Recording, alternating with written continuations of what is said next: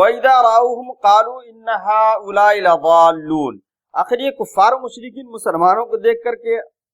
لَضَالُّونَ یعنی یہ گمراہ ہے یہ کیوں کہا کرتے تھے؟ اور بھی دوسری چیزیں کہتے تھے، لیکن ساتھ میں یہ گمراہ کا لفظ وہ لوگ کیوں کہا کرتے تھے؟ اس کی وجہ کیا ہے؟ بلند مفسرین نے یہ لکھا ہے کہ جب قریش مکہ کے وہ لوگ جو ایمان لائے، ایمان لانے کے بعد میں ان کی سیرت اور ان کے کردار میں جو فرق ہوا، وہ فرق اتنا نمایاں تھا کہ وہ جھوٹ بولنے سے پرہیز کرنے لگ گئے، لوگوں کی مدد کرنے لگ گئے، نمازی بن گئے۔ یہ جو ان کے فعل اور قول کا جو تضاد ختم ہو گیا اور وہ نیک انسان بن گئے اور ان کی سیرت تبدیل ہو گئی، تو یہ بہت نمایاں فرق تھا۔ کفار مکہ نے یہ سوچا کہ ایمان لانے کے بعد میں یہ جو ان کے اندر یہ جو فرق پیدا ہو رہا ہے، کہیں یہ جو ہے اسلام کی دعوت میں اور زیادہ تاثیر نہ پیدا کرے اور دوسرے لوگ کہیں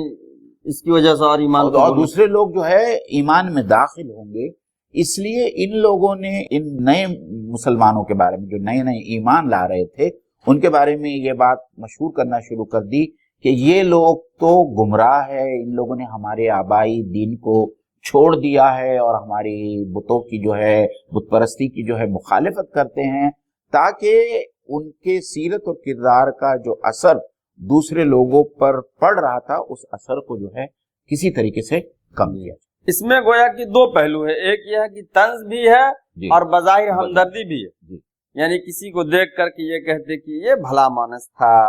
کماتا کھاتا تھا، بیوی بچوں کی دیکھ ریکھ کرتا تھا، اور یہ محمد صلی اللہ علیہ وسلم کے چکر میں آ کر کے